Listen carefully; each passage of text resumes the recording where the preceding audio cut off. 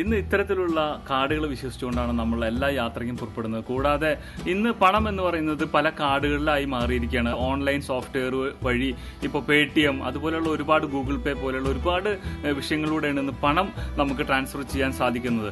അതിൽ തന്നെ ഇന്നും വിസ കാർഡ് എന്താണ്, റൂപേ കാർഡ് എന്താണ്, ഡെബിറ്റ് കാർഡ് എന്താണ്, ഈ കാർഡുകളൊക്കെ ഉപയോഗിച്ച് നമുക്ക് എന്തൊക്കെ ബെനിഫിറ്റാണ് കിട്ടാൻ പോകുന്നത് എന്നുള്ളതിനെ കുറിച്ച് ഇന്നും വ്യക്തമായൊരു അവബോധത്തിന്റെ ആവശ്യമുണ്ട്. പല പല നിയമങ്ങളും ഈ കാർഡിനെ ചുറ്റിപ്പറ്റി വന്നുകൊണ്ടിരിക്കുകയാണ്. അപ്പോൾ അതിനെക്കുറിച്ച് വിശദമായ ഒരു ക്ലാസിന്റെ അത്യാവശ്യം ഉണ്ട് എന്ന് എനിക്ക് ബോധ്യപ്പെട്ടു. അപ്പോൾ നിങ്ങൾക്ക് വീണ്ടും എന്റെ ചാനലിലേക്ക് സ്വാഗതം.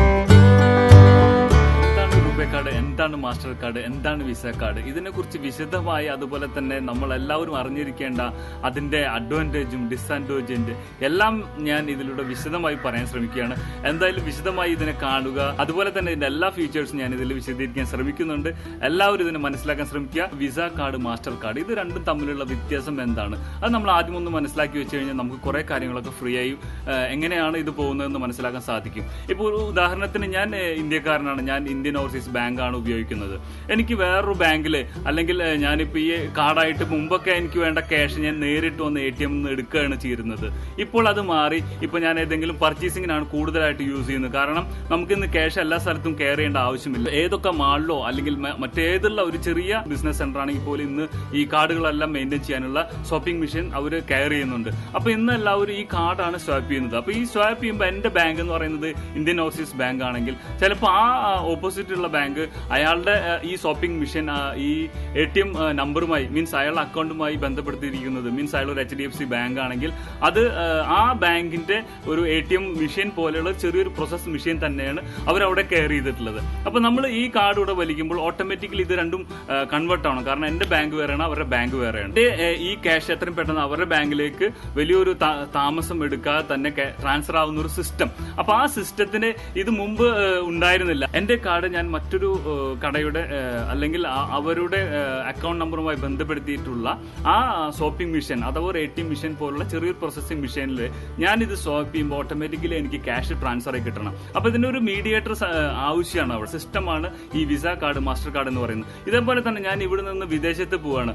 അപ്പൊ ഞാനിപ്പോ ഒരു ഉദാഹരണത്തിന് ദുബായിൽ പോവുകയാണെങ്കിൽ അവിടെ ചിലപ്പോൾ ദുബായ് ബാങ്ക് എന്ന് പറയുന്നതായിരിക്കും, ചിലപ്പോൾ ഇന്ത്യയിൽ ഫ്രാഞ്ചൈസി ഉണ്ടായിരിക്കില്ല. അപ്പൊ എന്റെ ഈ ബാങ്കിൽ നിന്ന് ഞാൻ ആ ദിർഹത്തിലേക്ക് മാറിയിട്ട് എനിക്ക് ക്യാഷ് എടുക്കണമെങ്കിൽ ഇത്തരത്തിലുള്ള വിസ കാർഡ് ഉണ്ടെങ്കിൽ മാത്രമേ എനിക്കത് ശരിയായ രീതിയിൽ ഉപയോഗിക്കാൻ പറ്റുള്ളൂ. മീൻസ് വിത്തിൻ സെക്കൻഡ്സിൽ തന്നെ നമുക്ക് ഈ ഇത്തരത്തിൽ വിസ എന്ന് പ്രിന്റ് ചെയ്ത് വരുന്ന കാർഡുകൾ ഉണ്ടെങ്കിൽ നമുക്ക് ശരിയായിട്ട് ഉപയോഗിക്കാൻ പറ്റും. ATM കാർഡിലൂടെ നടത്തുന്ന ചെറിയൊരു തട്ടിപ്പിനെ കുറിച്ചാണ്. അത് കഴിഞ്ഞാൽ എത്രയും പെട്ടെന്ന് നമ്മൾ ഈ സബ്ജക്റ്റിലെ റൂപേ കാർഡിനെ കുറിച്ച് പറഞ്ഞുകൊണ്ട് ഈ സബ്ജക്റ്റിലൂടെ നമ്മൾ ക്ലോസ് ചെയ്യുന്നതാണ്. തീർച്ചയായിട്ടും ഈ ATM കാർഡിന്റെ പിന്നിലുള്ള 3 അക്ഷര കോഡ് കാണാം. റൂപേ കാർഡ് അതുകൊണ്ട് എന്താണ് നമുക്കുള്ള ബെനിഫിറ്റ്? അത് നമ്മളെ ഇന്ത്യൻ ഗവൺമെന്റിന്റെ ഓർഗനൈസേഷന്റെ കീഴിൽ വന്നിട്ടുള്ളതാണ്. അപ്പൊ നമ്മൾ സാധാരണ മുന്നൊക്കെ ഉപയോഗിച്ചിരുന്നത് വിസ കാർഡ്, മാസ്റ്റർ കാർഡ് ഇങ്ങനെയുള്ള ഫെസിലിറ്റീസ് ആണ്. അപ്പൊ തീർച്ചയായിട്ടും നമ്മളിത് എവിടെയെങ്കിലും പോയിട്ട് പർച്ചേസ് ചെയ്യുകയാണെങ്കിൽ നമുക്കൊരു 1%, 2%, 2.5% ഒക്കെ പർച്ചേസിംഗ് കോസ്റ്റ് ആയിട്ട് വാങ്ങിക്കുമായിരുന്നു. ഇതൊരു അതിന്റെ സെൻട്രൽ ഇൻഫർമേഷൻ അല്ലെങ്കിൽ അതിന്റെ ട്രാൻസാക്ഷൻ നടക്കുന്ന അമേരിക്കൻ കമ്പനിയാണ് ഇത് പ്രൊവൈഡ് ചെയ്തിട്ടുള്ളത്. അപ്പൊ തീർച്ചയായിട്ടും അവർ അതിന്റെ ഒരു ഇന്റർമീഡിയേറ്റർ ആയിട്ട് നിൽക്കുമ്പോൾ അതിനുള്ള സംവിധാനമാണ് MPCI എന്ന് പറയുന്നത്.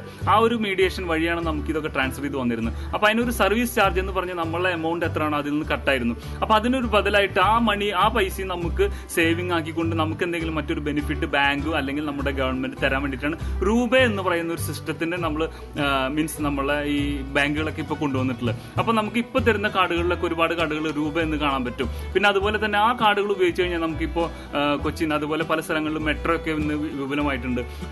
അപ്പോൾ ബാംഗ്ലൂർ മെട്രോ വെച്ച് മറ്റുള്ള മെട്രോകളിലൊക്കെ ഈ ഒരു കാർഡ് ഉപയോഗിച്ച് കഴിഞ്ഞാൽ നമ്മളുടെ പൈസ അതിൽ നിന്ന് കട്ടാവുകയും അതുപോലെ നമുക്ക് ക്യൂ നിൽക്കാതിരിക്കുകയും അതുപോലെ തന്നെ ഒരു 20% ടിക്കറ്റിൽ നമുക്ക് ലാഭം തരികയും തരുന്നുണ്ട്. പ്ലാറ്റിനം കാർഡ്, റൂപേ കാർഡ് അതിന്റെ ഒരു നല്ലൊരു അഡ്വാൻറ്റേജ് ആണ്. നമ്മുടെ ഏത് എയർപോർട്ടിൽ പോയാലും നമുക്ക് ഒരു 2 രൂപ അതിൽ നിന്ന് എടുത്തു കഴിഞ്ഞാൽ നമുക്ക് തീർച്ചയായിട്ടും അവിടെ എയർപോർട്ട് ലോഞ്ച് എന്ന് പറഞ്ഞിട്ട് മുകളിൽ പല പേരുകളിലായിരിക്കും ഒരുവിധം ഇന്റർനാഷണൽ എയർപോർട്ടുകളിലൊക്കെ ഉണ്ട് ഈ ഒരു ഭക്ഷണ ഫെസിലിറ്റി. 5 സ്റ്റാർ ലെവലിൽ നമുക്ക് ഭക്ഷണം കഴിക്കാനും അത് ഉപയോഗപ്പെടുത്താനും പറ്റുന്ന നല്ലൊരു ഫെസിലിറ്റിയാണ്. ഇത് പലർക്കും ഒന്നും അറിയില്ല. കൂടാതെ നിങ്ങളുടെ ഈ കാർഡ് അതോ പ്ലാറ്റിനമോ റൂപേന്നോ ഇല്ലെങ്കിൽ അത് ചേഞ്ച് ചെയ്ത് തരാനുള്ള ഓപ്ഷൻ ബാങ്കുകളുണ്ട്. തീർച്ചയായിട്ടും നിങ്ങളുടെ ബാങ്കിൽ സമീപിച്ചാൽ വിത്തിൻ 1 വീക്കിൽ നിങ്ങൾക്ക് ആ കാർഡ് നിങ്ങൾക്ക് ആ പ്ലാറ്റിനത്തിലേക്കോ അല്ലെങ്കിൽ റൂപയിലേക്കോ മാറ്റിത്തരും. അപ്പോൾ നിങ്ങൾക്ക് മീൻസ് ട്രാവൽ ചെയ്യുന്നവരാണെങ്കിൽ പ്രത്യേകിച്ച് എയർ ട്രാവലിംഗ് ചെയ്യുന്നവർക്ക് ഈ 2 രൂപ ഉള്ള ഫെസിലിറ്റി നിങ്ങൾക്ക് ആ ഒരു ലോഞ്ചിൽ ഉപയോഗിച്ച് കഴിഞ്ഞാൽ എല്ലാ A to Z എല്ലാ ഫെസിലിറ്റീസും നന്നായി റെസ്റ്റ് ചെയ്യാനും ഭക്ഷണം കഴിക്കാനുള്ള ഫെസിലിറ്റി ഉണ്ട്. അതൊക്കെ നിങ്ങൾ മിസ് ചെയ്യരുത്. കൂടാതെ തന്നെ അത് നിങ്ങൾ എല്ലാവരും ഉപയോഗിക്കണം. അതൊക്കെ ഈ ATM കാർഡിലൂടെ മാത്രമേ മീൻസ് നമ്മൾ 2 രൂപ അവിടെ കൊടുത്താൽ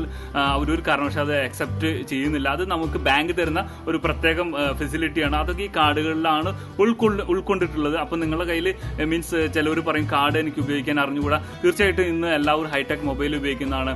വിത്തിൻ 5 മിനിറ്റ്സ് കൊണ്ട് നിങ്ങൾക്ക് തീർച്ചയായിട്ടും പഠിക്കാവുന്ന സംഗതികളാണല്ലോ ഇതിന്റെ ഫെസിലിറ്റീസും കാര്യങ്ങളും. ശ്രമിച്ചാൽ നമുക്ക് എല്ലാ കാര്യങ്ങളും പെട്ടെന്ന് മനസ്സിലാക്കാൻ സാധിക്കും. അപ്പോൾ റൂപേ കാർഡ് എന്ന് പറയുന്നത് നമ്മുടെ ഇന്ത്യ ഗവൺമെന്റ് ആണ്. പക്ഷെ അതിനുള്ള ചില ഡിഫക്റ്റുകളും ഉണ്ട്. റൂപേ കാർഡിന് ഇന്ന് 2 ഡിസ്അഡ്വാൻറ്റേജ് ആണ് ഇന്നുള്ളത്. കാരണം ഒന്ന് എന്ന് പറയുന്നത് ഇത് ഇന്റർനാഷണലി നമുക്ക് യൂസ് ചെയ്യാനുള്ള ഒരു ഫെസിലിറ്റി ആയിട്ടില്ല. അതിന് വേണ്ടിയിട്ട് നമ്മുടെ ഗവൺമെന്റും അതുപോലെ ഇന്റർനാഷണൽ ഓർഗനൈസേഷനുമായി ഇത് ട്രൈ ചെയ്യുന്നുണ്ട്. പക്ഷെ ആ ഒരു ലെവലിലേക്ക് വന്നിട്ടില്ല. അതൊരു നമുക്ക് ഈ റൂപേ കാർഡുമായി പുറത്തു പോകുമ്പോൾ ഒരു ബുദ്ധിമുട്ടാണ്. കാരണം ഇന്നൊരു ഗ്ലോബലി നമ്മൾ എല്ലാ സ്ഥലങ്ങളിലും എല്ലാവരും അടിക്കടി യാത്ര ചെയ്യുന്ന ഒരു സാഹചര്യമാണ് എന്നുള്ളത്.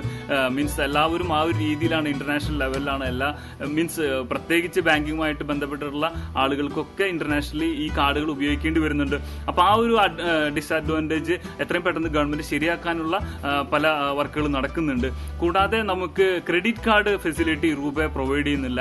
അതും എത്രയും പെട്ടെന്ന് ശരിയാക്കാൻ വേണ്ടിയിട്ട്. കാരണം ഇന്ന് പല ബാങ്കുകളും പ്രത്യേകിച്ച് ഈ പ്രൈവറ്റ് ബാങ്ക് സെക്ഷൻസിലുള്ള പല ബാങ്കുകളും ഒരു 10,000 മുതൽ 25,000, 2 ലക്ഷം രൂപ വരെ 5 ലക്ഷം രൂപ വരെ അവരുടെ ക്രെഡിറ്റും അതുപോലെ തന്നെ അവരുടെ ബയോഗ്രാഫിയൊക്കെ ചെക്ക് ചെയ്തുകൊണ്ട് ക്രെഡിറ്റ് കൊടുക്കുന്നുണ്ട്. നിശ്ചിത ദിവസം കഴിയാതെ നോക്കുകയാണെങ്കിൽ ഒരു 60 ദിവസത്തിനൊക്കെ ആ പണം നമുക്ക് വളരെ ഈസി ആയിട്ട് ഉപയോഗിക്കാൻ പറ്റും. ആ ഒരു ഫെസിലിറ്റി റൂപേ കാർഡിലൂടെ വന്നിട്ടില്ല എന്നുള്ളത് തീർച്ചയായിട്ടും എത്രയും പെട്ടെന്ന് പരിഹരിക്കേണ്ട ഒരു പ്രശ്നം തന്നെയാണ്. കാർഡുകളൊക്കെ നമ്മൾ ഉപയോഗിക്കുമ്പോൾ നമ്മൾ അതിനെ മനസ്സിലാക്കേണ്ട ATM എനി ടൈം മണി എന്ന് പറയുന്ന ഈ സിസ്റ്റം തന്നെ കൊണ്ടുവന്നത് മീൻസ് ബാങ്കിങ് പ്രോസസ്സിന് ഈ എല്ലാ ആളുകളും കൂടി അവിടെ വന്ന് ഭയങ്കര ക്രൗഡാകുകയും അതുപോലെ പൈസ ഇടാനും എടുക്കാനും ഉള്ള സംവിധാനങ്ങൾക്ക് വളരെയധികം ബുദ്ധിമുട്ടുകൾ നേരിടാൻ തുടങ്ങിയപ്പോഴാണ് ബാങ്ക് ഇങ്ങനെയുള്ള ഒരു സംവിധാനത്തിനകത്ത് ആലോചിക്കുകയും അതുപോലെ തന്നെ ഇതിനു വേണ്ടിയിട്ടുള്ള മിഷനറികൾ സെറ്റപ്പ് ചെയ്യുകയും അത് പല സ്ഥലങ്ങളിൽ കൊണ്ടുവച്ച് നമ്മൾ ഇതേപോലെ ഒരു കാർഡ്. അപ്പോൾ ആളുകളൊന്നും ആദ്യം വിശ്വസിച്ചിരുന്നില്ല ഈ ഒരു പ്ലാസ്റ്റിക് കാർഡിലൂടെ നമുക്ക് പണം കിട്ടുമെന്ന്. ഇന്നിപ്പോൾ അതൊരു സർവ്വസാധാരണമായ ഒരു സംഗതിയായി മാറിയിരിക്കുകയാണ്.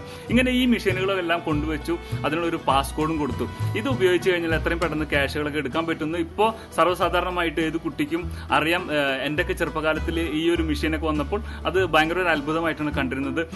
അതിനെ മീൻസ് നമ്മൾ വാട്ടർ ബോട്ടിൽ എന്ന് പറയുന്ന സംഗതി ഗൾഫിൽ നിന്നൊക്കെ വരുന്ന ആളുകൾ പറഞ്ഞിരുന്നു. വാട്ടർ ബോട്ടിലെ വെള്ളമൊക്കെ ഇതിലാണ് അടച്ചു വരിക, അതിന് കാശ് കൊടുത്ത് വേണം വാങ്ങിക്കാൻ എന്നൊക്കെ പറഞ്ഞപ്പോൾ ഭയങ്കര ഒരു എക്സൈറ്റ്മെന്റ് ആയിരുന്നു. അതുപോലെ തന്നെയായിരുന്നു ഈ പ്ലാസ്റ്റിക് കാർഡിലൂടെ നമുക്ക് പണം കിട്ടുമോ അല്ലെങ്കിൽ ഇത് നമുക്ക് റിയൽ ആയിട്ട് ഹെൽപ്ഫുൾ ആണോ എന്നുള്ളത്. അപ്പോൾ തീർച്ചയായിട്ടും ആ ഒരു സംശയം ഇല്ല.